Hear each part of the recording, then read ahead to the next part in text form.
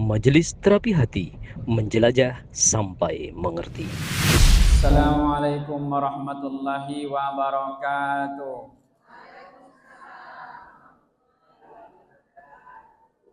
Merdeka.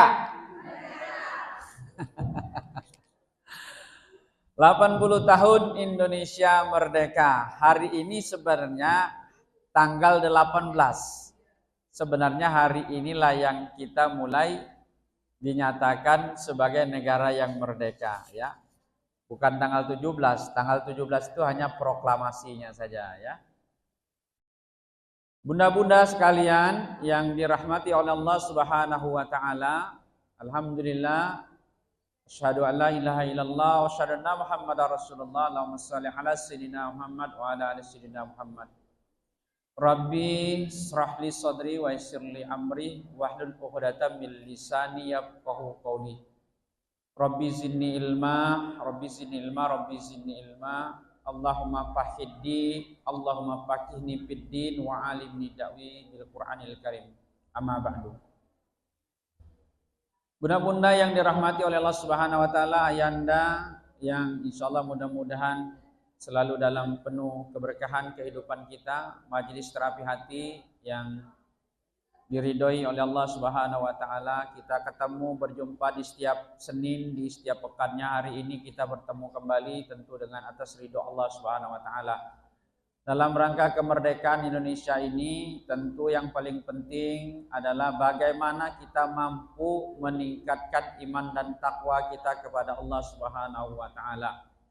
Siapa yang kemudian Allah berikan peluang yang paling baik adalah orang yang punya kesempatan untuk paling banyak mendapatkan ilmu pengetahuan, paling banyak untuk mendapatkan khazanah daripada kebajikan-kebajikan karena pengetahuan yang didapatkan olehnya.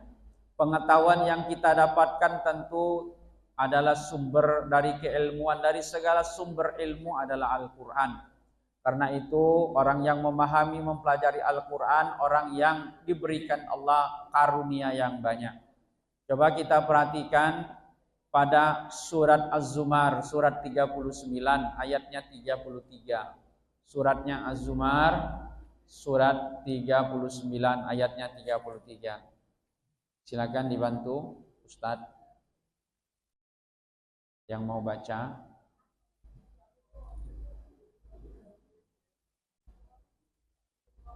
Silakan Pak, yang pegang mic langsung Pak. Ya, kalau berkenan jangan lama-lama karena kita ekspresi saja. Silakan langsung dibaca.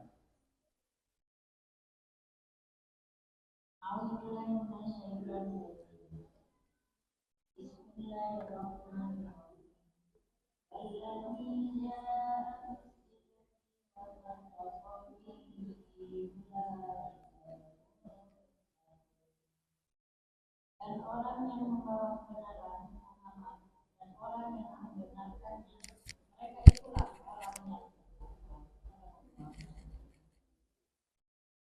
Orang yang membawa kebenaran adalah Muhammad. Siapa kemudian Muhammad diganti dalam tanda kurung, yang membawa kebenaran adalah orang yang membawakan Al-Quran. Siapa? Ya siapa saja di antara orang-orang yang membawakan Al-Quran itu. Dilanjutkan oleh para sahabat, dilanjutkan oleh para tabi'in, imam-imam mazhab, kemudian para habaib, para ustadz, ustazah, semuanya itu adalah yang membawa kebenaran. Apa kebenaran itu? Al-Quran. Yang dibawa itu adalah Al-Quran. Jadi Al-Quran itu adalah suatu kitab yang benar. Kemudian siapa saja yang ikut, ya pengajian MTH ikut membenarkan. Kenapa? Karena apa yang disampaikan itu dia sami'na wa ta'na. Mereka inilah orang-orang yang dicap, diberi label oleh Allah itu sebagai orang yang bertakwa. Jadi orang yang bertakwa itu adalah orang yang mengikuti petunjuk Al-Quran yang dibawa oleh Allah melalui malaikat Jibril kepada Rasulullah, kemudian disampaikan kepada manusia yang membenarkan Siddiqin, yang pemimpinnya kelak di akhirat adalah Abu Bakar As-Siddiq, yang membenarkan semua apa yang disampaikan oleh Rasulullah. Kita termasuk juga akan menjadi orang yang Siddiq, pembenar dari semua apa yang ada di dalam Al-Quran. Orang-orang yang seperti ini dicap sebagai orang yang bertakwa.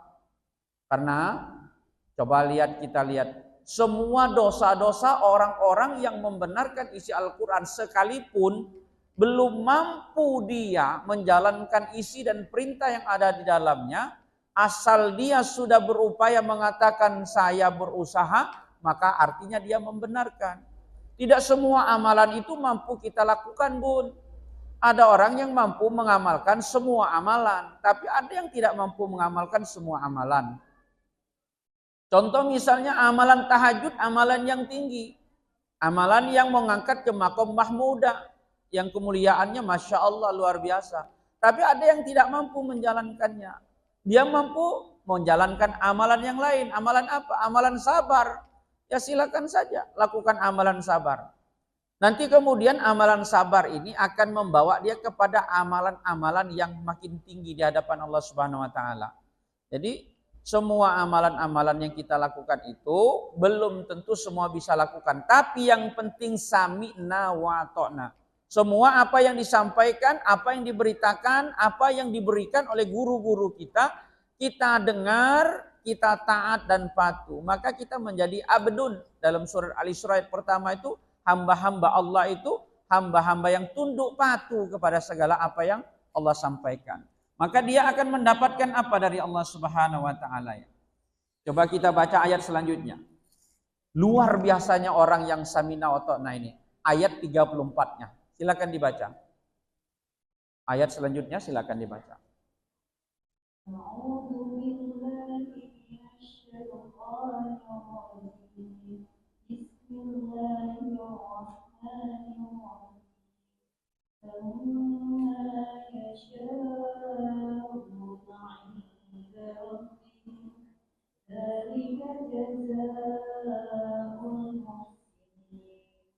Mereka memperoleh apa yang mereka kehendaki di sisi Tuhannya.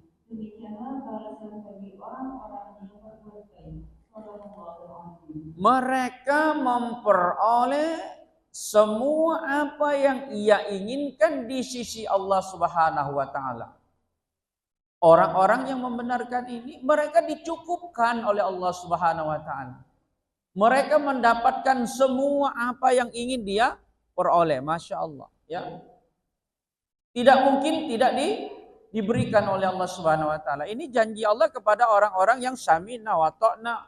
Orang-orang yang mau tunduk patuh kepada apa yang ada di dalam Al-Quran. Masya Allah. Mereka telah berbuat baik. Karena mereka telah berbuat baik, Allah berikan kebaikan yang lebih kepada mereka. Tidak cukup pun. Luar biasa ini nggak cukup. Ada lagi yang lebih luar biasa di ayat berikutnya.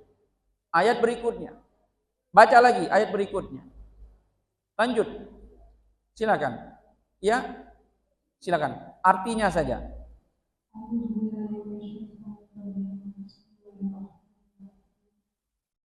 Agar Allah menghapus perbuatan mereka yang paling buruk yang pernah mereka lakukan dan memberi pahala kepada mereka dengan lebih baik daripada apa yang mereka lakukan.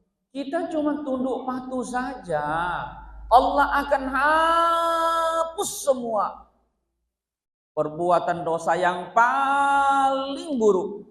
Masya Allah. Semua dosa-dosa yang paling buruk yang pernah kita lakukan, mau bunuh orang, mau kita penzina, mau kita penjudi, mau kita itu orang yang narkoba, apapun yang pernah kita lakukan yang paling buruk dalam kehidupan itu, Allah hapuskan. Karena kita menjadi orang yang menjadi sami'na wa ta'na. Quran yang disampaikan belum mampu, dia bacakan doa Al-Fatihah. Semoga aku mudahkan. Masya Allah. Itulah jalan yang paling gampang dan sederhana dalam kehidupan kita menjadi orang yang bertakwa. Ya, tentu tahap by step akan Allah bimbing kemudian kepadanya itu mengangkat makomnya di hadapan Allah Subhanahu wa taala. Dan mereka ini memperoleh apa yang dia kerjakan itu lebih baik balasan dari Allah. Lebih baik apa yang mereka terima dari Allah Subhanahu wa taala, ya. Bukan hanya sekedar-sekedarnya saja, ya. Yang lebih baik Allah akan berikan kepada mereka, ya. Bahkan Allah mengatakan, aku cukupkan kepada mereka. Baca ayat selanjutnya. Aku cukupkan kepada mereka. Ya, silakan.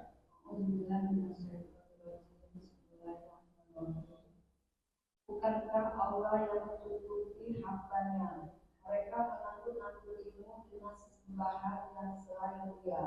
Barang siapa dibiarkan sesat oleh Allah, maka tidak seorang pun yang dapat memberi petunjuk kepadanya. Syarat ketentuan berlaku. Allah menyampaikan kepada kita semua dengan tandanya, bentuknya itu question tag, bentuknya itu pertanyaan, tapi sesungguhnya sindiran kepada kita. Belumkah cukup apa yang aku berikan kepadamu? Aku cukupkan semua apa yang menjadi keperluanmu. Ingat, jangan kembali lagi kepada syirik. Ingat, jangan kembali lagi kepada tauhid. Ingat, jangan lagi menyembah selain menyembah kepadaku. Aku tidak suka ada Tuhan-Tuhan selain aku, kata Allah. Apa Tuhannya? Jabatan, pangkat, kedudukan, orang hebat, orang besar, orang apa. Tidak peduli. Selain daripada Ahad yang satu. Kita menyembah saja kepada Allah. Tapi kalau kita kembali, maka Allah mengatakan, belum cukupkah yang kuberikan kepadamu? Aku sudah berikan pengampunan dosa kepadamu. Aku sudah berikan apa yang kuberikan itu semua, apa yang sudah kulebihkan kepadamu di dunia dan di akhirat. Masih mau kembali? Aku timpakan bencana yang nanti kemudian akan kujadikan kalau khotamallahu ala qulubihim. Nanti di ayat berikutnya kita akan ditimpakan oleh Allah Subhanahu wa taala dengan hukuman. Maka Allah tidak akan memberikan mereka petunjuk kembali kalau kita kembali kepada jalan keburukan. Oleh karena itu, maka tetaplah berkomitmen kepada jalan Al-Quran yang kita tempuh. Tidak ada pilihan dalam hidup kita selain kembali kepada jalan Al-Quran. Maka kemudian Allah meningkatkan kualitas ibadah kita. Sebenarnya konsep iman ini sederhana saja. Iman dalam surat 8 ayat 2 dan 3 itu cuma dua saja. Satu, apa kata Allah Subhanahu wa taala? Salat, yang kedua infak. Tapi dengan infak kita yang sederhana ini bisa punya efek yang semakin luas kepada kebaikan yang lain. Maka kemudian Allah itu menurunkan Al-Quran itu bertahap selama 23 tahun kurang lebih. Kenapa? Karena ingin memberikan efek kepada kita tuh peningkatan kualitas iman kita kepada Allah Subhanahu wa taala. Ngaji juga begitu. Kualitas ngaji kita semakin lama semakin harus semakin baik. Apa dampak kualitas semakin baik? Akhlak kita semakin berubah. Kehidupan kita semakin menjadi lebih baik. Lebih baik itu bukan karena jumlahnya, tapi kualitasnya. Bukan kuantitasnya saja, tapi ziyadatul khair. Kalau suatu itu nilainya 1 juta hanya punya dampak untuk keluarga kita. Tapi kemudian 1 juta bisa berdampak lebih luas lagi. Masya Allah. Mudah-mudahan kita semua diberikan Allah kelapangan dalam komitmen kita mengisi kemerdekaan. Dan ingat, ini tidak cukup di kita saja, ya. Kita berdakwah mengajak kebaikan ini kepada seluruh elemen sendi-sendi bangsa ini supaya negeri kita menjadi negeri yang makmur, negeri yang terjaga dari segala keburukan-keburukan. Billahi taufiq wal hidayah. Wassalamualaikum warahmatullahi wabarakatuh.